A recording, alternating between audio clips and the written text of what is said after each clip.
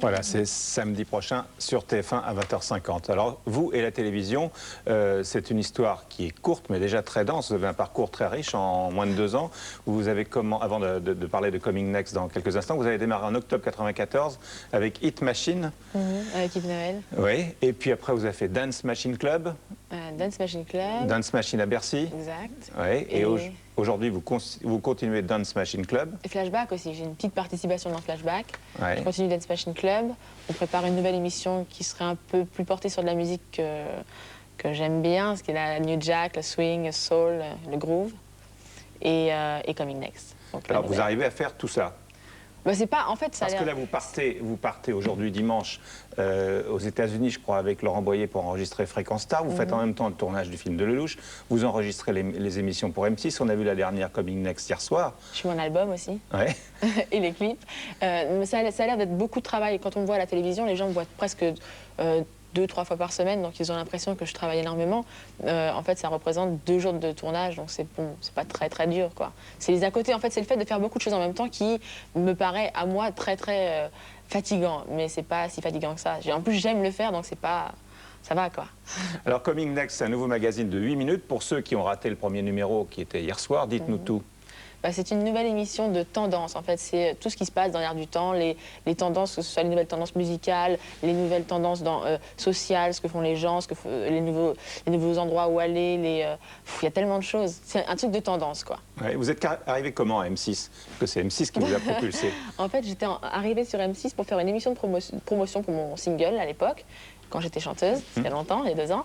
Vous n'étiez que chanteuse, que vous êtes toujours chanteuse. Voilà, parce que vous êtes nommée aussi aux Victoires de la musique, j'ai oublié ça. Oui. Le 12 février, vous êtes nommée dans les 3 meilleures révélations féminines de l'année. Voilà.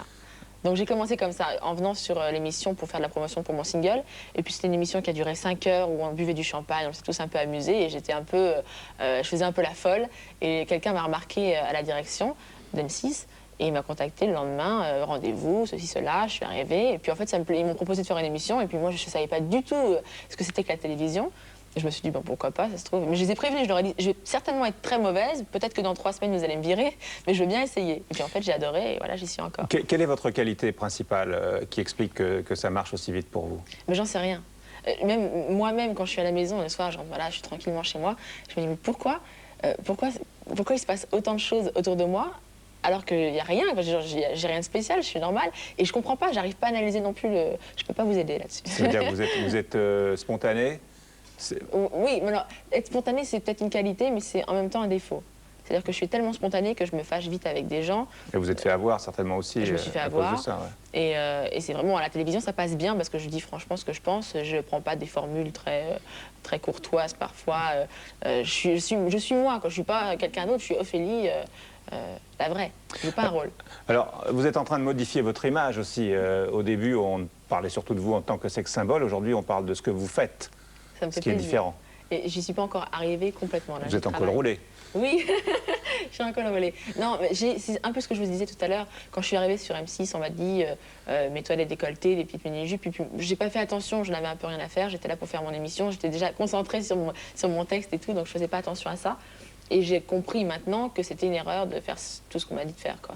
Donc maintenant, je gère mon image, j'arrête de faire des émissions avec des décolletés, j'arrête de poser dans des magazines avec un soutien-gorge ou avec un maillot de bain sur une plage à La Réunion. Je gère plus l'image. Et c'est important. Parce que c'est vrai que s'arrêter sur une paire de seins, des yeux ou des cheveux, c'est un peu nul. Moi, j'ai vraiment des choses à dire, à faire, à montrer. Et le physique, c'est nul, quoi. Dans 5 ans, j'aurai les seins qui vont tomber par terre. Dans 10 ans, j'aurai des rides et j'aurai toujours ce que j'ai à l'intérieur de moi. Donc c'est ça qu'il faut capter, pas l'extérieur. Alors, on a appris que Prince se mariait le 14 février à Paris. Je suis hyper contente. Est-ce que vous êtes invité? Je sais pas, en fait, je l'ai appelé il y a 2 jours pour des raisons de business. Et je sais pas, j'ai pas reçu de faire-part spécial ni rien. Mais en tout cas, je suis super contente parce que c'est quelqu'un de assez déconnecté de la réalité. Et je pense que le fait de se marier, ça va le ramener un petit peu à une vie d'humain. Est-ce qu'il suit de ce que vous faites à distance? Oui, on est toujours en contact. J'y vais souvent et parfois il vient. Il m'encourage, il me donne des conseils toujours. Alors nous allons terminer cette émission avec un sujet très important, le coiffeur. à la télévision, ça compte. Oui. Vous voyez son nom sur de nombreux génériques, chacun a son coiffeur préféré, je pense que vous en avez un ou plusieurs, je ne sais pas. Moi, Franck Provost qui travaille avec M6, donc c'est comme ça que j'ai commencé à travailler avec lui. Moi, j'aime beaucoup Franck, mais c'est vrai que parfois, sur d'autres émissions, sur des chaînes concurrentes, il n'y a pas Franck Provost, donc il faut que je me fasse coiffer par quelqu'un d'autre. Donc je lui fais des infidélités de temps en temps, voilà. Alors, donc, c'est vrai que le nom de Franck Provost, on le voit souvent au générique. Véronique Jacquinet l'a suivi au boulot. Alors là, on va où? Donc là, on va à la Française des Jeux, sur le millionnaire, pour coiffer Philippe Risoli. C'est facile? C'est un peu... il n'a pas de calvitie, mais c'est limite, quand même. Bon, alors moi, je vous montre, pour me filmer la tête, il me manque un tout de berre. Ah. Bon, c'est pas catastrophique. Et il n'est pas coiffé encore. Ouais, c'est pas grave. Ouais. Et à part les cheveux, on vous demande de faire autre chose? Enfin, l'animateur vous demande autre chose? L'animateur nous demande toujours notre avis sur sa cravate, sur la couleur de sa veste. On est un petit peu le confident. Alors ça, c'est un truc qui m'amuse toujours en télé, c'est que, en fait, quand on fait la télé en fin de matinée comme ça, on se lève. La perspective de voir ces salons gratifiés de la visite de célébrités telles qu'Ophélie Winter d'M6. Il y a beaucoup de jeunes animatrices et pour nous, bon, c'est agréable. Alors, la grande question que tout le monde se pose, est-ce qu'elle est décolorée, Ophélie? Non, je fais des mèches, balayage comme on dit, excusez-moi, je suis frappée par le patron. Balayage patron. Et puis le soleil fait le reste en réalité. Oui. 30 minutes plus tard.